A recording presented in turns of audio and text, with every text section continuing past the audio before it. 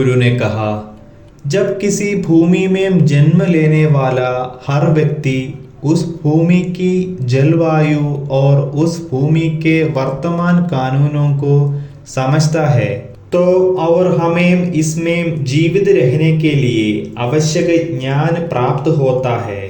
साथ ही इसके लिए आवश्यक भोजन, समझ और पहनावा भी शामिल है। इसी तरह हम आध्यात्मिकता में आगे बढ़ने का है। लेकिन आध्यात्मिकता में सबसे पहले व्यक्ति को वर्तमान कानूनों या मौसम को नहीं बल्कि आत्मबोध को समझना होगा।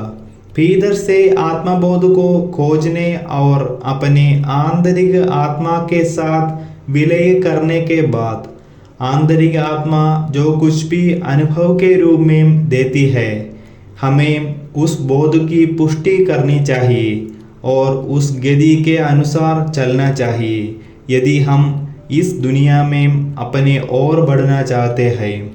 तब एक बात बिल्कुल स्पष्ट हो जाती है कि अगर हमें कोई बीमारी है तो हम उसे ठीक भी कर लेंगे। यदि किसी पहाड़ या ऊंचाई पर चढ़ते समय हमें चक्कर आता है तो हम निश्चित रूप से इसे बदल रहे हैं और इस प्रकार हम उन सभी कमियों को ठीक कर रहे हैं जिनके साथ हम पैदा हुए हैं।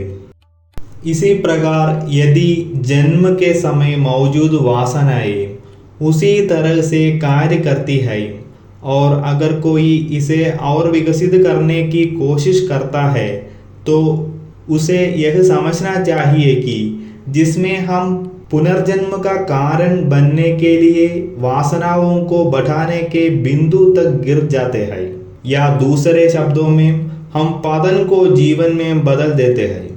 यह आधुनिक युग इसी तरह आगे बढ़ रहा है, लेकिन वास्तव में ऐसा नहीं है।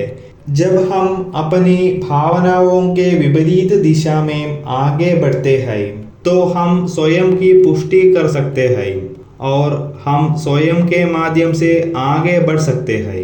अन्यथा यह वैसा ही होगा जैसे हमारे पूर्वजों से यह मिला है, तब से वे इसे बेचकर ही अपना जीवन व्यतीत कर रहे हैं। हम कोई कार्रवाई नहीं करेंगे।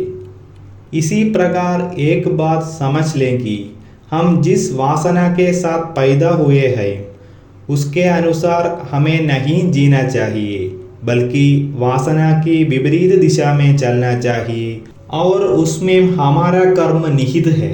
वासना के रूप में जन्म लेने वाली हर चीज को जीवन में लगातार उपयोग करने की आवश्यकता नहीं होती है। कभी कभी जीवन में यात्रा करते समय केवल 1 या 2 बार ही इसकी आवश्यकता होती है। अपने शेष जीवन के लिए हमें वासना की विपरीत दिशा के गति को कर्म मानना चाहिए और वासनाक्षय को उस कर्म में पहले से शामिल किया जाना चाहिए। अंत में वासना के कर्म और वासनाक्षय के कर्म को समाप्त करना और जीवन से मुक्ति प्राप्त करने के मुख्य लक्ष्य के साथ आत्मबोध में जाना वास्तविक कर्म है। इसे ही सत्कर्म समझना चाहिए। जब हम इस तरह जीते हैं तो हमें समय के साथ क्या लेना है और क्या छोड़ना है, यही वे चीज़ें हैं जो इस दुनिया में हमारी भौतिकता बन जानी चाहिए।